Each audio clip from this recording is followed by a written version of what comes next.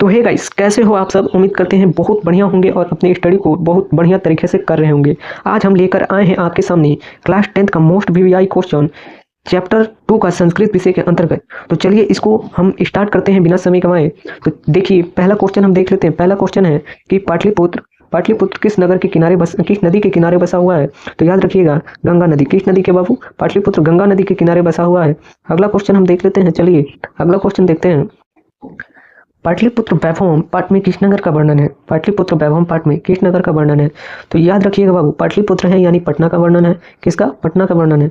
अगला क्वेश्चन देख लेते हैं बाबू। चलिए अगला क्वेश्चन देखते हैं। पटना का इतिहास कितना वर्ष पुराना है? देखिए यहाँ पर दो क्वेश्चन बनेगा बाबू। पहला बनेगा कि पटना का इतिहास कितना वर्ष पुराना है, तो आंसर लगाइएगा 25 वर्ष। और कितना वर्ष पिछड़ा है, तो आंसर लगाइएगा कि 1000 वर्ष। पिछड़ा कितना वर्ष है, कितना वर्ष पिछड़ा है, तो आंसर लगाइएगा क्या? 1000 वर्ष। अगला क्वेश्चन चलिए देखते हैं। कूटनीतिज्ञम ताक क्वेश्चन नंबर 4 है। कूटनीतिज्ञम ताक काव्य के कवि कौन है? देखिए यहाँ पर भी दो क्वेश्चन हम आपको बताते हैं जो पूछता है। पहला कूटनीतिज्ञम ताक, तो इसका आंसर हो जाएगा दामोदर गुप्त, ऑप्शन नंबर बी। और एक आता है काव्य मीमांसा, उसके लास्ट में मांसा था, तो याद रखिएगा राजा लोग मांस कहते हैं, जिससे याद रहेगा आपको कि काव्य मीमांसा। इसका ट्रिक हो जाएगा कि राजशेखर ने लिखा है। चलिए अगला क्वेश्चन को देखते हैं। क्वेश्चन नंबर 5 कह रहा है यूनान का राजदूत कौन है? देखिए बाबू यहाँ पर अगर पूछे आपसे यूनान का राजदूत कौन है, तो आंसर लगाइएगा मेगास्थनीज। अगर पूछे कि विदेशी यात्री कौन कौन है, विदेशी यात्री पटना में आने वाले कौन कौन है, तो आंसर सभी मारिएगा। सभी नाम दिया होगा तो सभी मारिएगा, ठीक है। अगला क्वेश्चन देख लेते हैं। कौमुदी महोत्सव किस ऋतु में मनाया जाता था? देखिए कौमुदी महोत्सव जो गुप्त वंश के काल में मनाया जाता था, वो ऋतु होता था क्या बाबू? तो ऋतु होता था शरद काल। चलिए अगला क्वेश्चन देख लेते हैं। क्वेश्चन नंबर 7 बोलता है कि पटना के उत्तर दिशा में कौन सी नदी है? तो आपने पढ़ा होगा पटना का उत्तर दिशा में कौन सी नदी है बाबू? पटना के उत्तर दिशा में हमारी गंगा नदी है। कौन है? हमारी गंगा मैया पटना के उत्तर दिशा में है। वही यहाँ पर हाथ लगे पूछे कि गंगा नदी पटना के उत्तर दिशा में है, तो पटना गंगा नदी के किस दिशा में है? पटना गंगा नदी के किस दिशा में, तो कन्फ्यूज नहीं होना है और दक्षिण लगाना है। चलिए अगला क्वेश्चन को हम देख लेते हैं। अगला क्वेश्चन है बाबू क्वेश्चन नंबर 8। पाटलिपुत्र में किस महापुरुष की जन्म स्थलीय है? पाटलिपुत्र में किस महापुरुष की जन्म स्थलीय है? तो याद रखिएगा कि हमारे पाटलिपुत्र में गुरु गोविंद जी का, सिखों के जो 10वें गुरु थे, उनका जन्म हुआ था। किसका? गुरु गोविंद सिंह का, जो सिखों के 10वें गुरु थे। अगला क्वेश्चन देखते हैं। काव्य मीमांसा के रत्नाकर कौन है? देखिए यहाँ पर आ गया काव्य मीमांसा यानी मांस है लास्ट में, तो मांस कौन खाता है? तो राजा खाता है, यानी राजशेखर हो जाएगा। क्वेश्चन हम देख लेते हैं।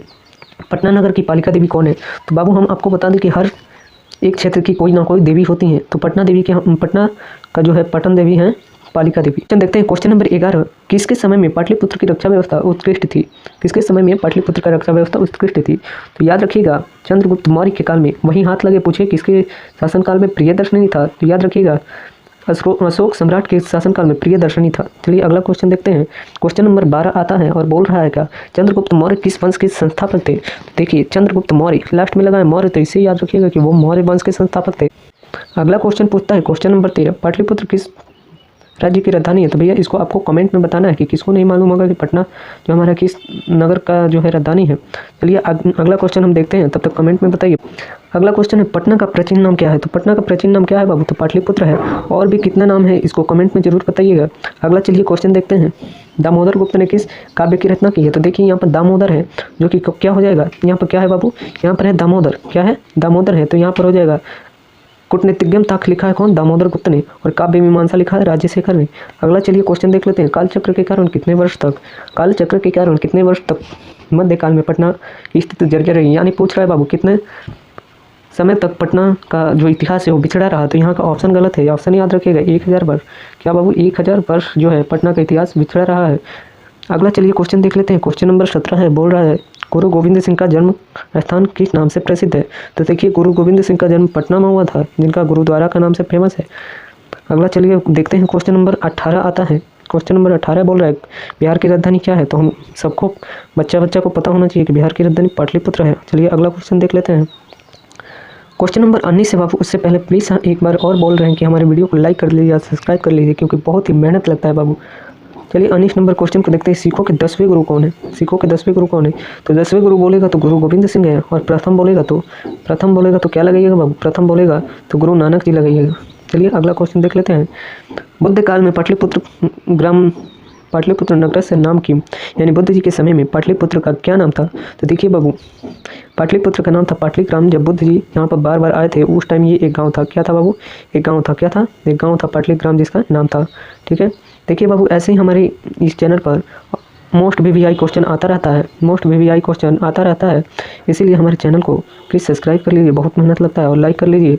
ऐसे ही हम आपको वीडियो लाते रहेंगे और आपके उज्जवल भविष्य का कामना करेंगे। तब तक के लिए चलिए अपना पढ़ाई करते रहिए। तब तक के लिए सभी लोग अपना पढ़ाई करते रहिए।